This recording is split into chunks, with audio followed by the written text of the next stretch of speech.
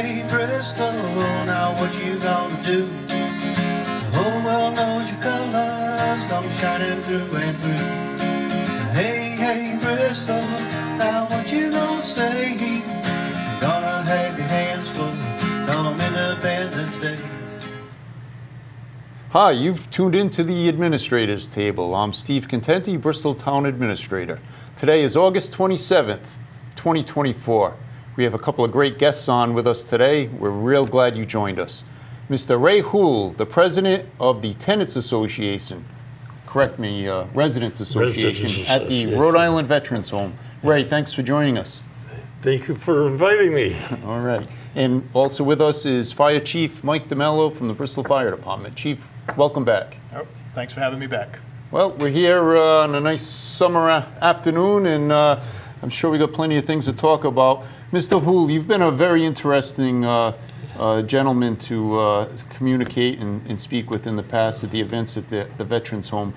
How long have you lived there? Well, I've lived there 2 years this month, as a matter of fact, and I've been very involved. I like it there, and I certainly like Bristol. Well, you certainly look happy when I see you there. And, so, interesting thing about you, Mr. Houle, you have a history in government service. Yeah, I started, I was a member of the City Council in Pawtucket for 24 years. I was president of the City Council when our mayor got arrested. And being president of the City Council, I became mayor of Pawtucket.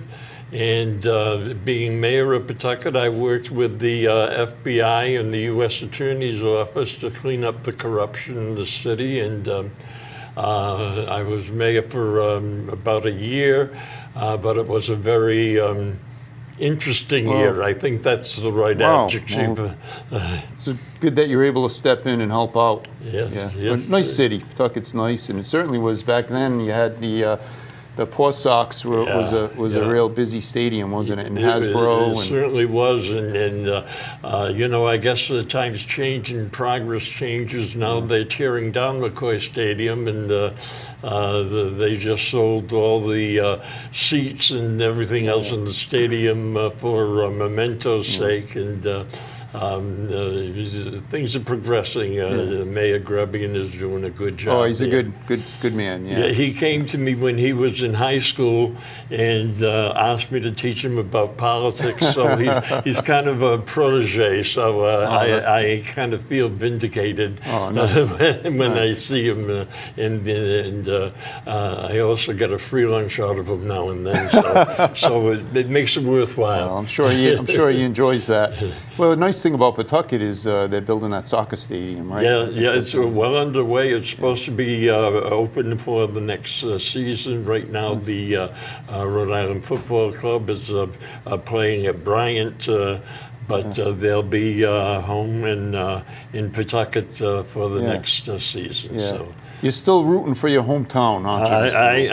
But this show is about the town of Bristol. Well, I understand that, and if it's about the town of Bristol, let me tell you all the nice things that Bristol does for us at the Veterans Home. Well, first of all, before you do that, I want to tell you how proud we are to have the Veterans Home in Bristol. Well, you know, everywhere I go and they say, where do you live? And I say at the Veterans Home, and nobody calls it the Rhode Island Veterans Home. Everybody calls it the Bristol Home. Oh, good. So it's all well known for the Bristol Home. Being president of the Residents Council there, I have to tell you, we get outstanding cooperation from the town of Bristol. And I see the fire chief here, and he certainly helps us with a number of things there. I'm also on the car show committee that we have there, and the fire department helps us greatly on the car show committee. We use your cranes to hold our flag up at the opening, and I'm the secretary of that committee, so I work very closely with the town. Your office, Mr. Administrator, is very helpful to us. So we work very well with the town. So. Well, we know I know the state does a good job, and as far as I know, the care there is excellent, right? Yes, care is fantastic, and if anybody has a complaint, I'd like to know how minuscule it can be. Yeah, so so you're still in public service. I still try. I still try. I like to keep the wheels in the mind going. I know you worked with our DPW director recently with recycling. Yeah, we right? worked on and he's been very helpful as well. And we worked on a recycling program for our plastics. We generate an awful lot of plastics, and he was very helpful. We coordinated that through your office, as a matter of fact. And he's been very helpful with us, and he's worked very well with us. So we have a great deal of cooperation with the town of Bristol. I'm glad, and your director does a nice job, Paul Murgo. Paul Murgo is a super guy, very dedicated guy, very dedicated, and we're kind of like his adopted family, I guess. So it works out very nicely. Well, when I called for you, I'll be honest, I didn't go through the veterans home. We called you directly, right? So I never checked. Yeah, I have a direct line. There was no question, and you were ready to bring here, and I'm glad you were able to join us today. Yeah, well, I'm going to have to buy you lunch like Mayor Grebian. Okay. I'm proud of our home, and I'm proud of being a Bristolian now. Oh, so I'm very proud of that. Did you go to the parade? I certainly did, and I think Carl Antonovich in the Bristol VFW was our host. We got front row seats, and we had the most outstanding cheerleader who, and I don't know her name, but she was just terrific. She has a big sign that says, "Play for the veterans," and every band that comes by, she stands in the middle of Hope Street and waves it to every band. And let me tell you, she's the most effective cheerleader, and she waits for us every year, and every year she's right there, and we have a nice police escort with the town of Bristol Police Department. We get front row seats, and I look forward to it every year. And I'm glad this year you had the mummers, because we had them in Pawtucket for our bicentennial parade, and I led the division with the mummers going through the streets of Pawtucket. So it was like homecoming, seeing them here in Bristol. So keep bringing them back. Good. Okay. Well, it looks like you might be marching with the Hummers again for the 250th anniversary, right? That's right. That's right. Yeah. Good. Chief, nice seeing you. Same here. Yeah. How are things at the fire department? Well, everything's good at the fire department. Before I go too far into department stuff, I just wanted to thank Mr. Houle for reminding me the Veterans Car Show's coming up this month, right? It's coming up September 21st. And that's open to the public, right? It certainly is. It certainly is. And as from 10 to 2, the rain date is the 22nd. And we will welcome anybody to our beautiful establishment on Medicom Ave, right next to your beautiful establishment, as a matter of fact. So we'll certainly be there on the 21st of September with the ladder truck displaying the flag, and we'll certainly open it up to our residents to visit and support the veterans as well. Okay, we're hoping Mount Hope being will be there to open our ceremonies, and we're looking forward to that. Excellent. But getting back to the fire department, all is well. We continue to be a volunteer department. So for those that are looking to give back to the community, interested in volunteering, can certainly stop by the stations, any of the stations, the first Wednesday of every month. And any day of the week, you can stop by the main office on Medicom Avenue if you have questions, or if you think it's something you might be interested in, and we can give you that information. So the first Wednesday of the month at about 8 p.m. are your meetings, right? Yeah, I say by 7 o'clock at night, everybody starts gathering before the meeting, so it's a good time to stop by, get some information, meet a few people, and see if that's something you're interested in. Yeah, great. It's a great opportunity. You learn a lot. Actually, you'll send new volunteer firefighters to the Rhode Island Fire Academy, right? Correct. We have a great partnership with the Rhode Island Fire Academy. We do a lot of our courses in-house. So we'll do that. You don't have to leave town. There's about 6 classes that you go down to the fire academy and do the training, and that's mostly the practical evolutions that you go down there for. So will that prepare a young person that's interested in a career in firefighting? Will that prepare them for a Absolutely. certainly look good on their resume, right? Sure, sure. So it's the same course and same training that any career firefighter would get. We in Rhode Island, we all go through the same training, whether you're volunteer or career, so it doesn't matter. So certainly, kids coming out of high school, if they're interested in that, it's a great stepping stone. You get that that training, and you're able to go into that career if you'd like to. Right, excellent career. You also offer a junior firefighter program, right, for high school Sure. students? Children between the ages of 15 and 18, they join in our junior program, and it's more of a mentorship. So again, we focus on their coursework, want to make sure they do good in school first, but then we bring them in and kind of introduce them into the fire department operations under the guidance of some senior personnel. Yeah, what a nice program. It's so important, well. and there's a lot of valuable skills you can learn. And again, it helps a young person build a resume, and firefighting is such an essential function, and we certainly pay firefighters for when that bell goes off, right? Yeah, I mean it goes off a lot. We're approaching by the end of the week we'll be about 3,000 emergency responses for the year so far. So we're a very active department, both in emergency response, administratively, and certainly fraternally. We have it's a second family, so there's always an outing, an event, a birthday, a wedding, or something like that. That's somebody in the department's having. Well, I joined like you, Chief. I was in high school when I joined. As soon as I turned 18, and I had some real good experiences. We used to travel to Emmitsburg, the National Fire Academy. It opened up some opportunities. Fire Academy every year. I was on the winning water battle team one year, which was fun, and back then we challenged the firefighter exam, firefighter 2 exam. So I just share that because certainly helped me out, I think, with public service. And so anyone out there that's interested in joining the Bristol Fire Department, first Wednesday of the month, any fire station, about 7 p.m. or so, and just whoever you run into there, just say, hey, I'm interested in helping out. Now, the rescue squad, that's a separate division, right? Yeah, we keep it as a separate division. There's some different training that happens with that. Same thing, comprised of volunteer personnel all the way from entry level to paramedic. And again, it's a very similar process as you would go through the firefighting. Opens a lot of career doors, great life experience. Even if it's something that people join and can only do for a few years and get busy, that really gives them some good training, education, and experience that they can carry with them their whole life, even if they do a different type of career. Okay. So a person that might be interested in a career in EMS, emergency medical services, they could join as a volunteer, become a first responder, right? Correct. Then obtain their licenses, right?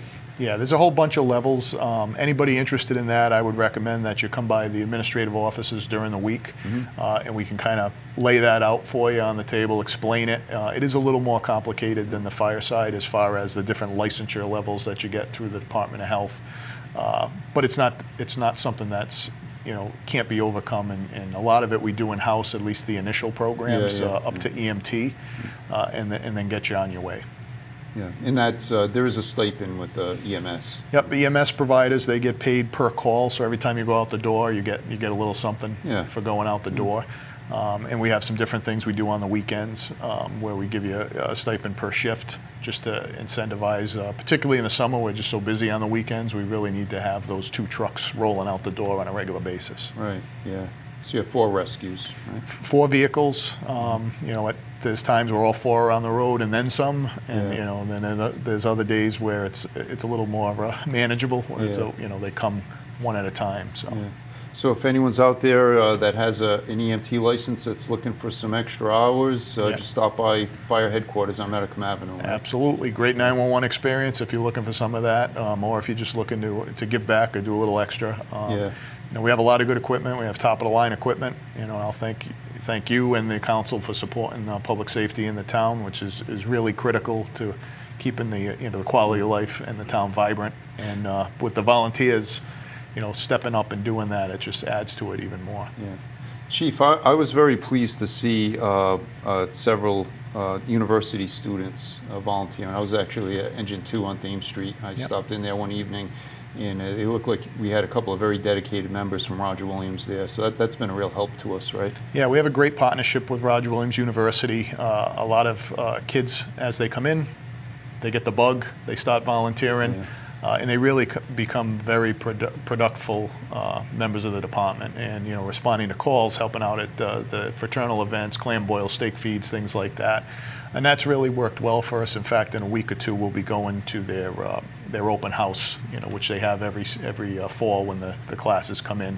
And we'll have a table and be set up, and we'll be talking to the kids. Any of them that want to volunteer while they're going through school, we'll certainly bring you on board and show you the way, and be very grateful that you want to do that while you're carrying a course load as well. But yeah, it's great. It's worked out really well. Yeah, I know some of your members that have stayed here.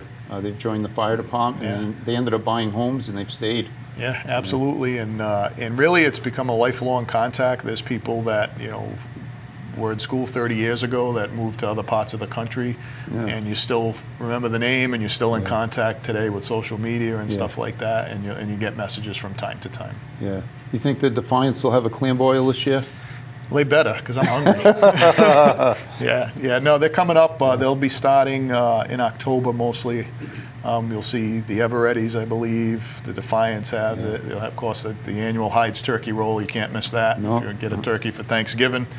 And then the Dreadnoughts, they do a steak feed. Yeah. So all that's rolling. They all have their niche, and they're all the best at what they do. It is, and for the money, it's the best meal in town. Yeah. No offense to the restaurants, because they're all good too. But I really enjoy it. It's small town America, Mr. Houle. I think you appreciate that, right? I would. Yeah.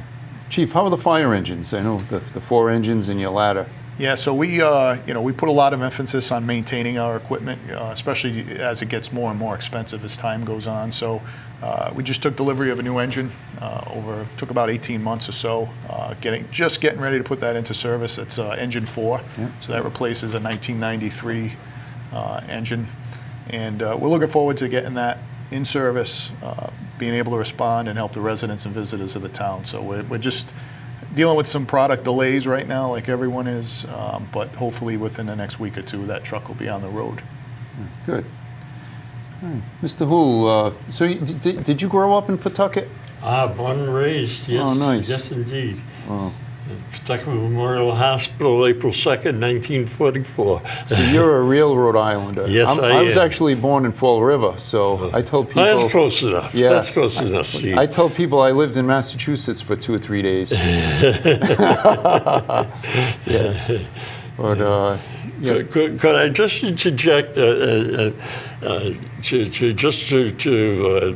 add on to what the chief said? We've used the Bristol Rescue Squad, and I have to tell you, they were really terrific. I've used them personally, and the professionalism, and Bristol should be very proud of them. They just had to interject that. yeah, we're going to hang on to that volunteer fire department as long as we can. Yeah, please do, because I know I know the other side of the coin. Yeah, it's a very, professional firefighting is such an important career. It is. It but is. You need good people that are willing to do it. Yeah. But, so how'd your summer go? You went to the parade and...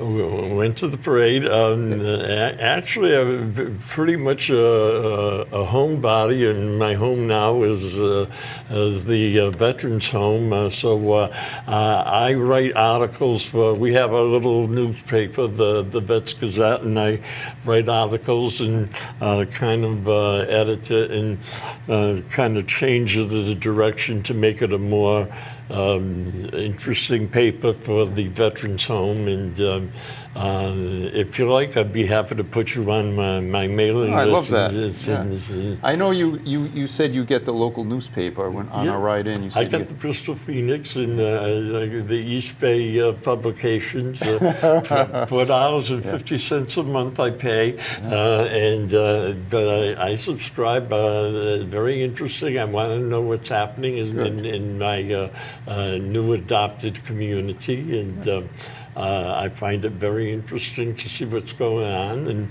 I want to keep abreast of what's happening here.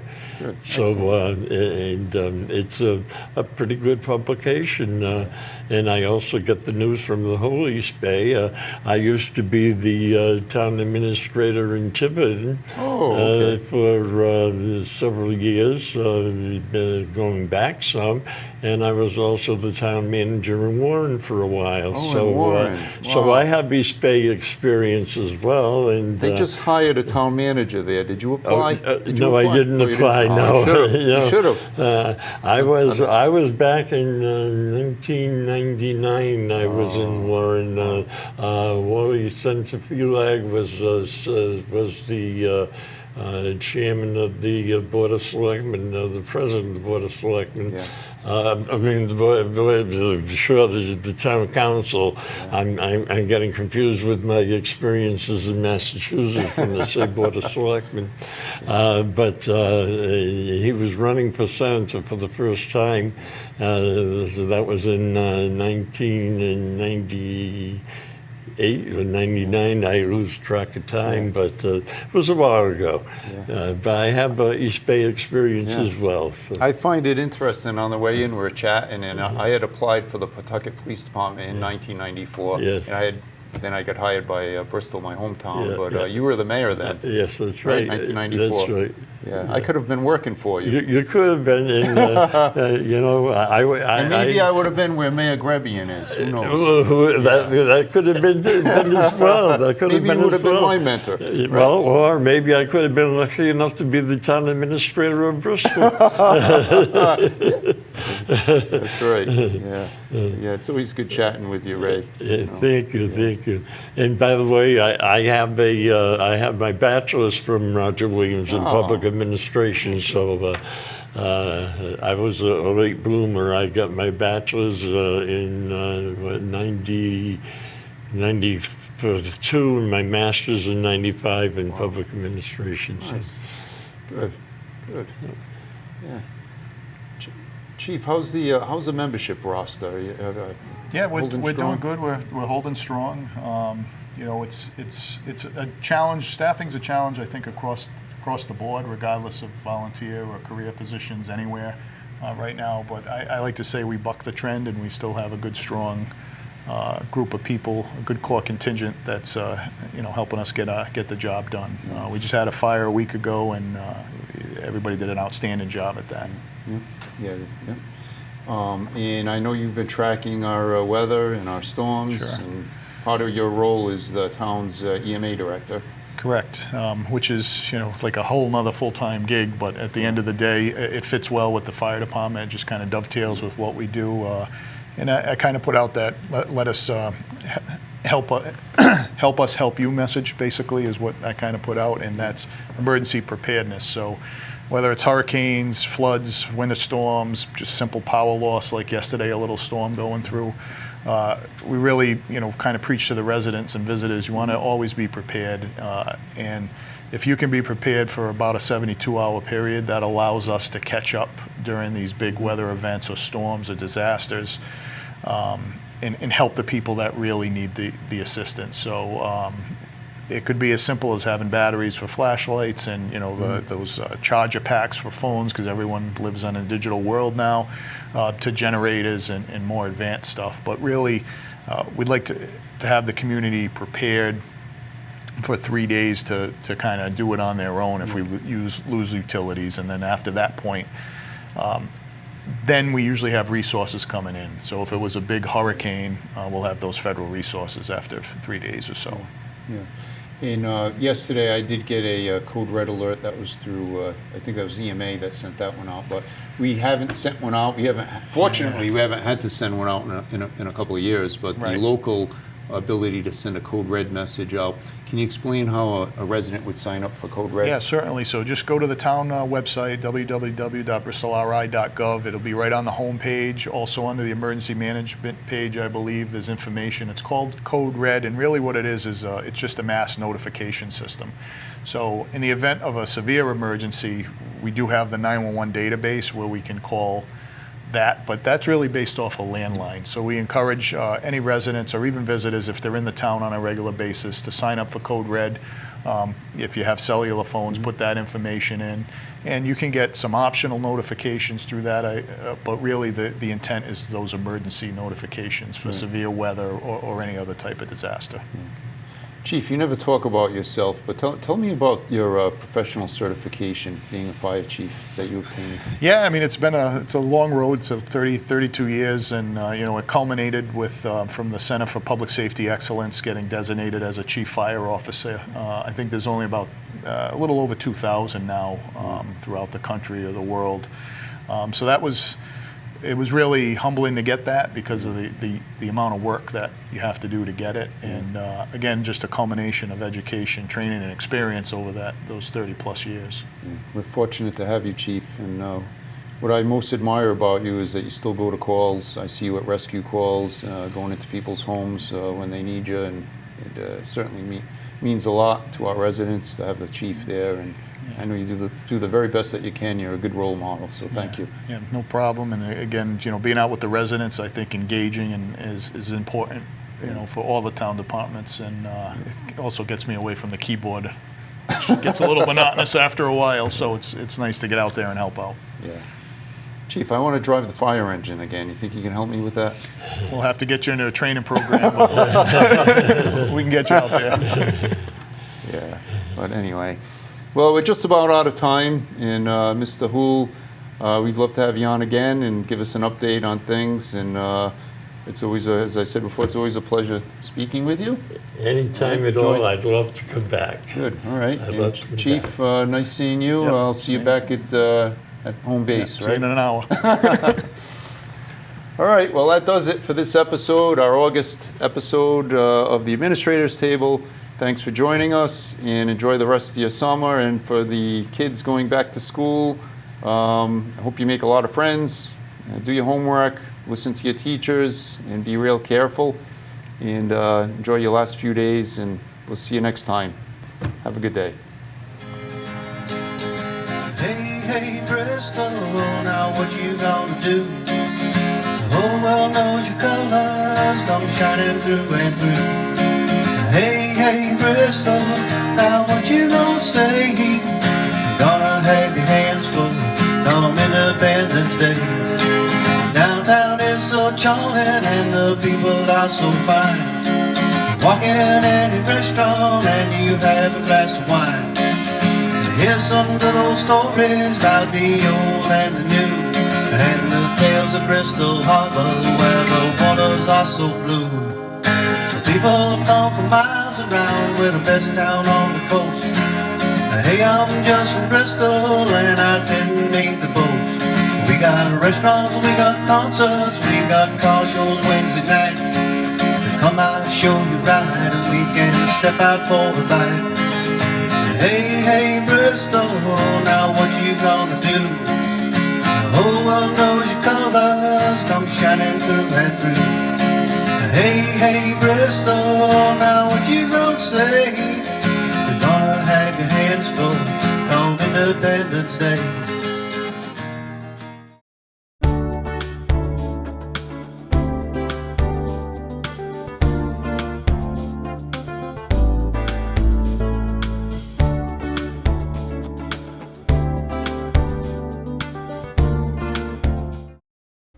The Newport Navy Choristers is a local choral group associated with the military that raises money for local 501c3 organizations. If you would like to join us on our journey and learn more about us or become one of our sponsors for a concert to benefit your organization, please visit us at www.newportnavychoristers.org. Adoption Rhode Island is a private nonprofit organization dedicated to improving outcomes for children, youth, and young adults in foster care by finding families or other permanent connections. We also provide support counseling services for this population. If you are interested in learning more about adoption from foster care or about our support services, please contact us at 401-865-6000 or visit our website at adoptionri.org.